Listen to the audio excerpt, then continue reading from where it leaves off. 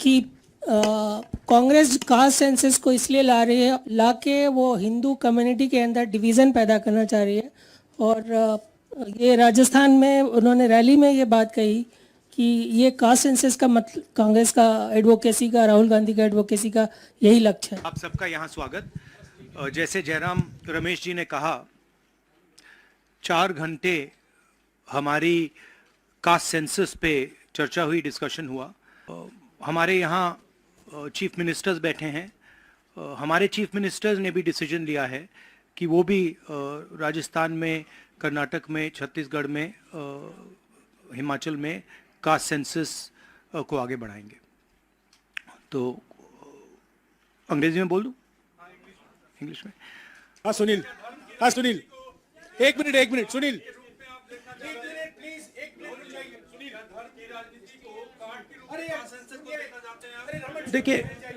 देखिए नहीं, मैं इसका जवाब देता हूं। देखिए question, so first let me ask him too, I'll come back to you. He's asking about caste census in Karnataka. कभी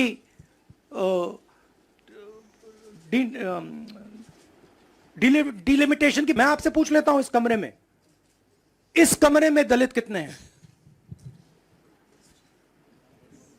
देखिए, ये मजा देखिए, इस कमरे में ओबीसी कितने हैं? हाथ उठा के दिखा दीजिए, देखिए मजा। सवाल पूछना जरूरी है, मैं सिर्फ सवाल पूछ रहा हूं। आप सबका यहां स्वागत। जैसे जयराम रमेश जी ने कहा, 4 घंटे हमारी कास्ट सेंसस पे चर्चा हुई, डिस्कशन हुआ, और एक ऐतिहासिक निर्णय कांग्रेस वर्किंग कमेटी ने लिया है और यूनानिमसली लिया है। मगर मतलब कमरे में कोई ऐसा व्यक्ति नहीं था जिसने अपना पूरा सपोर्ट कास्ट सेंसस का जो कॉन्सेप्ट है उसको नहीं दिया। तो काफ़ी खुशी की बात है। हमारे यहाँ चीफ मिनिस्टर्स बैठे हैं। हमारे चीफ मिनिस्टर्स ने भी डिसीजन लिया है कि वो भी राजस्थान में, कर्नाटक में, छत्तीसगढ़ में, हिमाचल में कास्ट सेंसस को आगे बढ़ाएंगे। तो अंग्रेजी में बोल दूं? इंग्लिश में? There's a very big decision taken today by the Congress Working Committee. Unanimously, the Working Committee has supported the idea of a caste census in the country.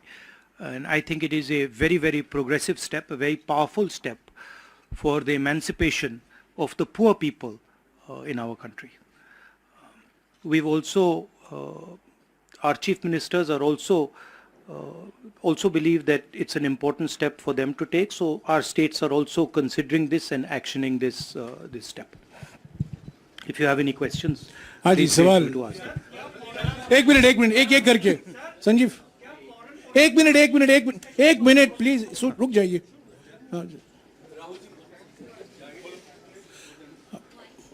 Rahul ji, the Congress has taken this decision of taking this caste census forward. Will the India Alliance parties also support you in this, because the Congress is unanimous in this? Whether all the other parties, because you are going to contest the elections together, all 26 parties are contesting the elections together, so will they also support, and will you seek their support? Well, the Congress president today chaired the meeting of the highest body of the Congress party, and the entire Congress party has decided that it is going to wholeheartedly not just support the idea of the caste census, but force the BJP to carry out the caste census, or then get out of the way so we can carry out the caste census. Now, most of the parties in the India Alliance are unanimous that the caste census should be implemented. There might be a few who might have a slightly different position, and that's fine. We are quite flexible. we are not a fascist system. We are quite flexible. If somebody has a slightly different opinion, there's no problem. They can have that opinion. But I am confident that the vast majority of the Indian alliance is going to support and push the idea of the caste census. हाँ जी madam. Hindi में बोल देता हूँ. आपका सवाल था कि क्या इंडिया अलायंस भी कास्ट सेंसस को सपोर्ट करेगी. तो मैंने कहा कि देखिए, कांग्रेस प्रेसिडेंट ने हमारी जो सबसे बड़ी डिसीजन मेकिंग बॉडी है उसमें निर्णय लिया है कि हम कास्ट सेंसस को इंप्लीमेंट करेंगे. सिर्फ ये नहीं, मगर ये भी डिसीजन लिया है कि हम बीजेपी पर दबाव डालेंगे और उनसे करवाएंगे. अगर उन्होंने नहीं किया तो फिर उन्हें परे हो जाना चाहिए, क्योंकि देश कास्ट सेंसस चाहता है. अब जहां तक इंडिया अलायंस की बात है, मैं जानता हूं कि काफी पार्टी इंडिया अलायंस में इस निर्णय का समर्थन करेंगी. एक दो पार्टी हो सकती हैं जिनकी राय थोड़ी अलग हो. हमारे लिए कोई प्रॉब्लम नहीं है, क्योंकि हम कोई फैशिस्ट सिस्टम नहीं है. मगर ज्यादा से ज्यादा पार्टियां इस डिसीजन को पूरी तरीके से सपोर्ट करेंगी. हाँ जी मैडम. राहुल जी मैं पूनम. एक मिनट मैडम बोलिए. अच्छा, अगर आपका सवाल सुनिए, अगर आपका सवाल गेहलोत जी से है या बघेल जी से या किसी हमारे चीफ मिनिस्टर से, उनका नाम पहले ले लीजिए प्लीज.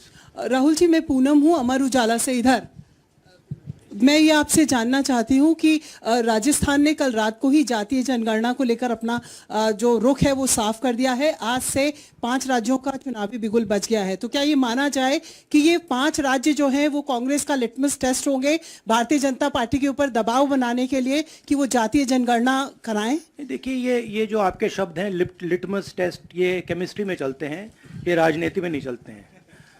हमारी सिंपल सी बात है, हम सब ने निर्णय ले लिया है कि हिंदुस्तान के भविष्य के लिए कास्ट सेंसस जरूरी है. एक कास्ट सेंसस के बाद एक नया डेवलपमेंट का पैराडाइम खुलेगा, और हमने निर्णय ले लिया कि हम ये काम करेंगे. तो ये मैं आपको आज बता रहा हूं कि कांग्रेस पार्टी इस काम को पूरा करके ही छोड़ेगी. और याद रखिए, जब हम वायदा करते हैं, हम उस वायदे को तोड़ते नहीं हैं. हाँ सुनील. एक मिनट सुनील.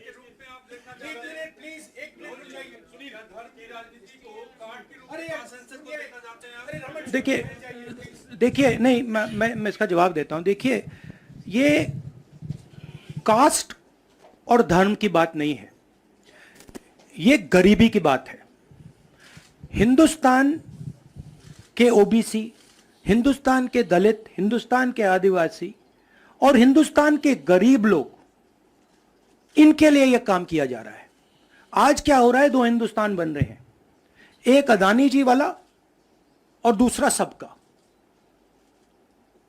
कास्ट सेंसस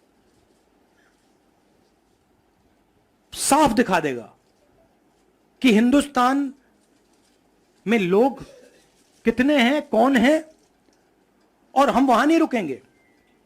उसके बाद इकोनॉमिक सर्वे होगा, तो हमें यह भी पता लग जाएगा कि कितने लोग हैं, धन किसके हाथ में है, धन कहां है, एसेट्स किसके हाथ में है.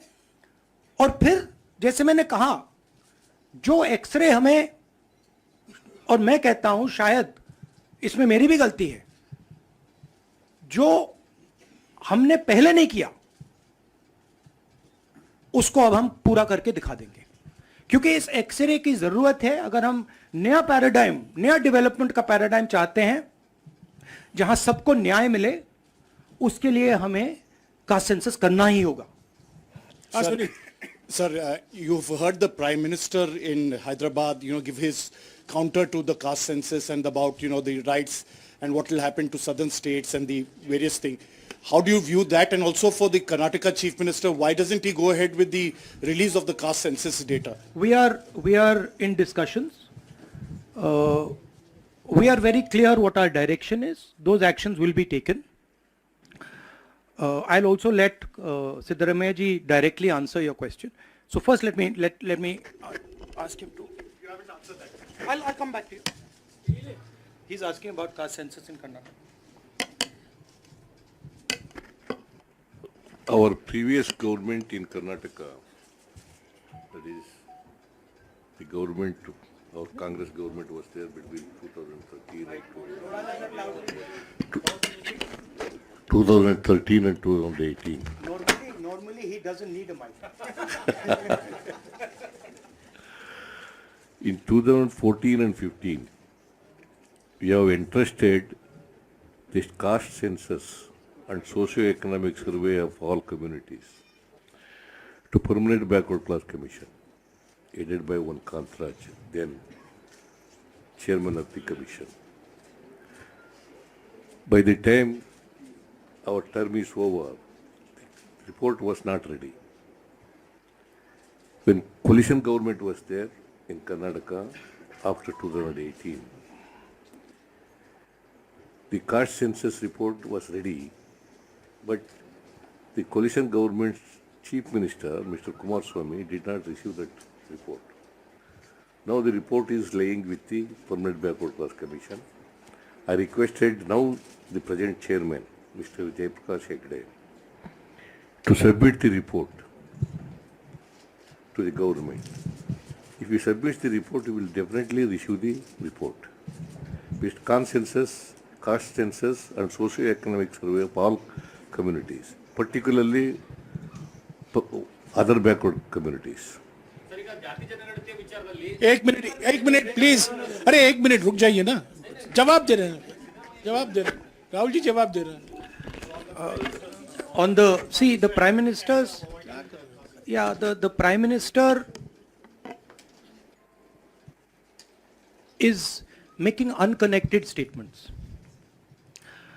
What the caste census has to do with,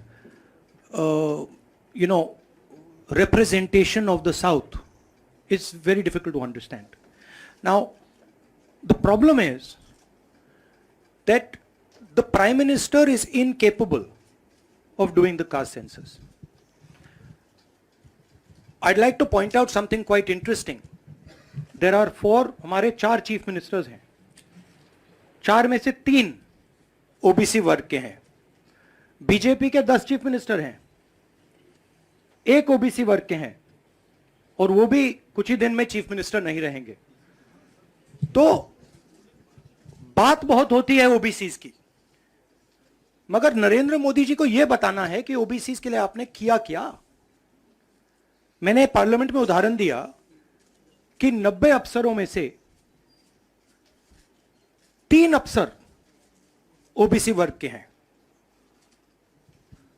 Narendra Modi ji ने उसके बारे में कुछ नहीं बोला. उन्होंने यह भी नहीं बोला कि हां यह गलत है. उन्होंने बोला, एक शब्द नहीं बोला.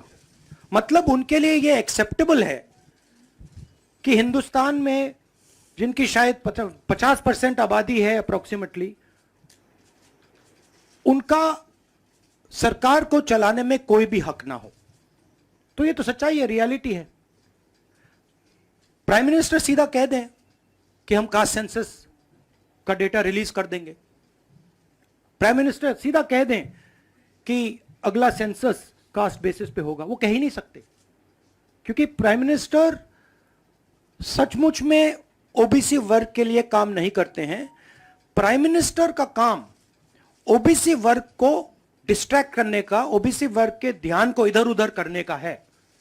जो सच्चाई है कि ओबीसी वर्ग, दलित वर्ग, आदिवासी वर्ग को कितनी भागीदारी मिल रही है, उससे डिस्ट्रैक्ट करने का पूरा सिस्टम बना रखा है आरएसएस ने और नरेंद्र मोदी जी ने. और नरेंद्र मोदी जी उनके मेन इंस्ट्रूमेंट है, मतलब सेंट्रल औजार हैं. उनका यही काम है कि भैया ओबीसी की भागीदारी ना हो, ध्यान इधर उधर जाता जाए. हाँ संजय. राहुल जी, प्राइम मिनिस्टर और बीजेपी का एलिगेशन है कि कांग्रेस कास्ट सेंसस को इसलिए ला के वो हिंदू कम्युनिटी के अंदर डिवीज़न पैदा करना चाह रही है.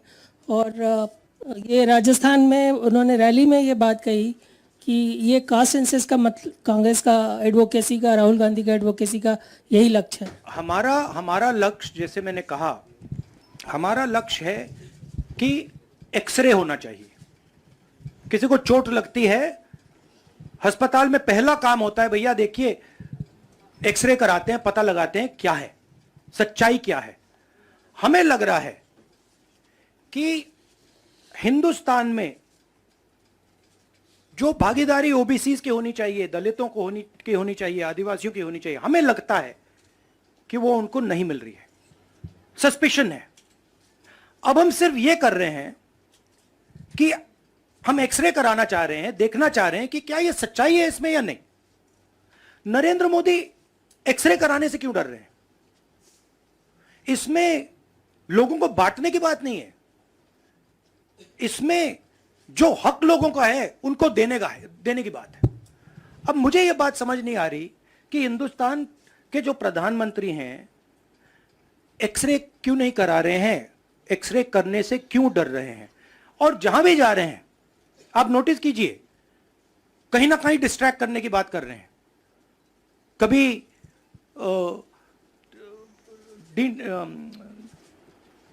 डिलिमिटेशन की बात कर रहे हैं, कभी कुछ और बात कर रहे हैं, कभी साउथ इंडिया की बात कर रहे हैं, मगर एक भाषण में नरेंद्र मोदी जी ने यह नहीं कहा कि देखिए जो राहुल गांधी ने कहा है 90 अफसर जो हिंदुस्तान को चलाते हैं उसमें से 3 लोग सिर्फ ओबीसी वर्ग के हैं। यह सच्चाई है, यह सच्चाई बीजेपी ने एक्सेप्ट की है, और उनको सिर्फ 5% बजट पर कंट्रोल है। यह प्रधानमंत्री अपने भाषण में नहीं बोल पा रहे हैं। क्यों? क्योंकि उनका लक्ष्य कुछ और है, उनका लक्ष्य डिस्ट्रैक्शन का है। और आप देखना डिस्ट्रैक्शन करने के बहुत और तरीके निकालेंगे आने वाले समय में, एक के बाद एक डिस्ट्रैक्शन करने के तरीके दिखेंगे आपको। राहुल जी 1-2 सवाल और ले सकते हैं? हाँ, मौसमी। राहुल जी ये पूछना चाह रहे थे कि जिस तरह से प्रधानमंत्री नरेंद्र मोदी कह रहे हैं, कहा जा रहा है कि कांग्रेस के लिए ये बहुत ज्यादा नुकसानदेह होगा क्योंकि जो बची कुची अगड़ी जाति कांग्रेस के साथ है वो चिटक जाएंगी। तो पॉलिटिकली आपको लगता है कि ये कांग्रेस के लिए नुकसान वाला सौदा है? ये हमारा पॉलिटिकल डिसीजन नहीं है, ये न्याय का डिसीजन है, ये हिस्सेदारी का डिसीजन है। इसमें कोई पॉलिटिकल कैलकुलेशन नहीं है। हम हिंदुस्तान का जो मैस है, जो 50, 60, 70, 80% हिंदुस्तान की जो आबादी है उसकी हिस्सेदारी की बात कर रहे हैं, और वो हिस्सेदारी देकर ही हम रहेंगे। ये हमने निर्णय ले लिया है। आप देख लेना, जैसे मैंने कोविड के बारे में बोला था, चाइना के बारे में बोला था, अब मैं बोल रहा हूं कास्ट सेंसस होगा, और हिंदुस्तान के गरीबों की जो हिस्सेदारी बनती है वो उनको मिलेगी, और वो काम कांग्रेस करके दिखाएगी। अजय। राहुल जी, आपने कास्ट सेंसस के बाद इकोनॉमिक सर्वे की बात कही है, वो क्या इकोनॉमिक सर्वे स्टेट में भी होगा क्या, कांग्रेस रूल स्टेट में? एक चीज, और दूसरा आपने पार्लियामेंट में कहा था कि आपके पास जो कास्ट सेंसस का डेटा है वो आप अनाउंस करेंगे अगर सरकार नहीं करती है तो। नहीं, तो मैंने ये नहीं बोला। करेंगे? देखिए हमारे पास कास्ट सेंसस का डेटा नहीं है, क्योंकि कास्ट सेंसस का डेटा हिंदुस्तान की सरकार के पास है। तो ये मैंने कभी नहीं बोला है। मैंने ये बोला कि हिंदुस्तान की सरकार के पास कास्ट सेंसस का डेटा है, हिंदुस्तान की सरकार को उस डेटा को रिलीज कर देना चाहिए, और अगर हिंदुस्तान की सरकार उस डेटा को नहीं रिलीज करेगी तो जब हमारी सरकार आएगी पहले दिन हम उस डेटा को रिलीज कर देंगे। हाँ रवि। सवाल, आपने जो इकोनॉमिक सर्वे की बात की, देखिए सवाल क्या है। सवाल यह है, पहला सवाल जो कास्ट सेंसस से क्लियर हो जाएगा, इस देश में कितनी आबादी किसकी है, ओबीसी की कितनी है, दलितों की कितनी है, आदिवासियों की कितनी है, बाकी लोगों की कितनी है, पहला सवाल। दूसरा सवाल, देश का जो धन है, देश के जो एसेट्स हैं, क्या वो इन लोगों के हाथ में भी हैं या नहीं? देश के एसेट्स में ओबीसी की कितनी हिस्सेदारी है, दलितों की कितनी हिस्सेदारी है, आदिवासियों की कितनी हिस्सेदारी है, देश के इंस्टीट्यूशंस में आदिवासी कितने, ओबीसी कितने, दलित कितने, मैं आपसे पूछ लेता हूं, इस कमरे में दलित कितने हैं? देखिए, ये मजा देखिए, इस कमरे में ओबीसी कितने हैं? हाथ उठा के दिखा दीजिए, देखिए मजा। नहीं, वो आप कैमरामैन है भैया, आपकी बात नहीं कर रहा हूं मैं, इनकी बात कर रहा हूं। तो यह सवाल है, हिंदुस्तान के इंस्टीट्यूशंस में ओबीसी कितने, दलित कितने, आदिवासी कितने? यह सवाल हम पूछ रहे हैं। इंस्टीट्यूशंस के बारे में पूछ रहे हैं, धन के बारे में पूछ रहे हैं, एसेट्स के बारे में पूछ रहे हैं, और आबादी के बारे में पूछ रहे हैं। राहुल जी इधर,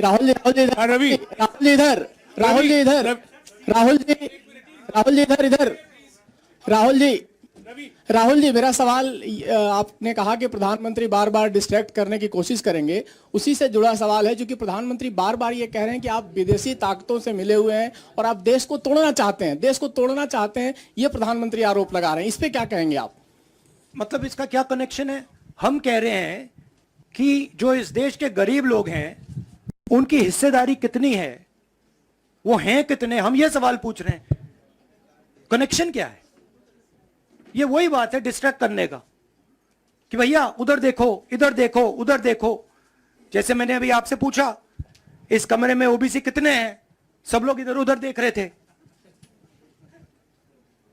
एक भी हाथ नहीं दिखा मुझे। एक है, हाँ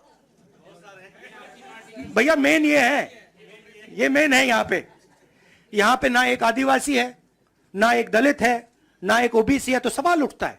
अब मैं ये नहीं कह रहा हूं, सवाल पूछना जरूरी है, मैं सिर्फ सवाल पूछ रहा हूं। उसके बाद डेटा के बाद क्या किया जाएगा उसके बारे में हमने अभी डिस्कशन नहीं किया, मगर हम एक ऐतिहासिक सवाल पूछ रहे हैं। हिस्सेदारी में ओबीसी वर्ग को कितना मिल रहा है, दलित वर्ग को कितना मिल रहा है, आदिवासी वर्ग को कितना मिल रहा है, बाकी लोगों को कितना मिल रहा है? यह हिस्टोरिकल सवाल है, और इससे हिंदुस्तान की जो आगे आने वाले का जो इकोनॉमिक मॉडल होगा, पॉलिटिकल मॉडल होगा, इसी बेसिस पे बनेगा। मैंने आपसे कहा कि बीजेपी के 10 स्टेट्स हैं, एक उनका ओबीसी चीफ मिनिस्टर है, तो मध्य प्रदेश में उनकी सरकार जा रही है, राजस्थान में आ रही है, छत्तीसगढ़ में आ रही है, मध्य प्रदेश में जा रही है, तेलंगाना में उनकी जा रही है, हमारी आ रही है। नहीं, सीरियसली कहूं तो माहौल बहुत पॉजिटिव है, और मैं चारों जो हमारे स्टेट्स हैं उनके बारे में कह सकता हूं। जो गहलोत जी ने हेल्थ केयर का स्ट्रक्चर जो बनाया है, शायद वो दुनिया में एक ऐतिहासिक हेल्थ केयर का सिस्टम राजस्थान की सरकार ने बनाया है। और जो काम राजस्थान की सरकार ने गरीबों के लिए किया है, ऐतिहासिक काम किया है। कर्नाटक में हमारी जो 5 गारंटीज हैं, जो सोशल प्रोटेक्शन की जो स्कीम्स हैं, वो अनमैच्ड है। आप किसी भी स्टेट में चले जाइए, आप पूछ लीजिए, आपको ऐसा सोशल प्रोटेक्शन का स्ट्रक्चर नहीं मिलेगा। छत्तीसगढ़ में जो किसानों के साथ हमारे चीफ मिनिस्टर ने किया, जो उनको धान के लिए दाम मिलता है, सबसे ज्यादा मिलता है हिंदुस्तान में। जो कनेक्टिविटी उन्होंने बनाई है, जो हमारे छोटे छोटे डिस्ट्रिक्ट्स में मैन्युफैक्चरिंग यूनिट्स लगवाए हैं, जो ऐतिहासिक काम किया है। और अगर सुक्खू जी के बारे में समझना चाहते हैं तो जब हिमाचल को चोट लगी तो उनका रिस्पांस जो था, जमीनी रिस्पांस, लोगों के बीच में जाकर रिस्पांस, वैसा रिस्पांस शायद मैंने तो पहले नहीं देखा है। तो हमारी जो 4 सरकारें हैं अच्छा काम कर रही हैं। मुझे लगता है हम इन चुनाव में बहुत अच्छा करेंगे। मिजोरम में मैं अभी जा रहा हूं, काफी पॉजिटिव माहौल है और जनरली लोगों में गुस्सा है। 1-2 कारण है, बेरोजगारी, महंगाई, और जो इनइक्वालिटी बढ़ती जा रही है कि अदानी जी जैसे लोग अमीर होते जा रहे हैं, देश के पूरे एसेट्स उनके हाथ पड़ रहे हैं, और किसान हैं, मजदूर हैं, वो गरीब होते जा रहे हैं। ये सबको दिख रहा है। तो इसीलिए हम प्रिपरेशन कर रहे हैं। कास्ट सेंसस हमारा फाउंडेशन है, मगर जो राजस्थान में इन्होंने हेल्थ केयर के लिए किया वो हम नेशनल लेवल पे करने की सोच रहे हैं। जो किसानों के लिए ये कर रहे हैं, जो इनका सोशल सिक्योरिटी का स्ट्रक्चर है, वो हम इसको नेशनल लेवल पे इंप्लीमेंट करने की प्लानिंग कर रहे हैं।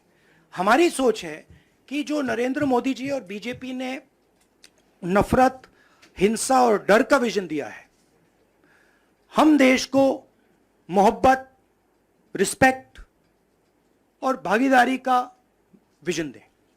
और मुझे लग रहा है कि देश का जो मूड है वो बिल्कुल बदल चुका है, और यह बात अभी बीजेपी वालों को समझ नहीं आई है, मगर कुछ ही दिनों में उनको आस्ते आस्ते यह बात समझ आ जाएगी कि जो उन्होंने देश के साथ किया है, जो उन्होंने नफरत फैलाई है, जो उन्होंने इंस्टीट्यूशंस पर आक्रमण किया है, लोगों को डराया है, धमकाया है, नफरत फैलाई है, वो इस देश को अच्छा नहीं लगा है। तो ये मुझे लग रहा है। आप सबका बहुत बहुत धन्यवाद। नमस्कार।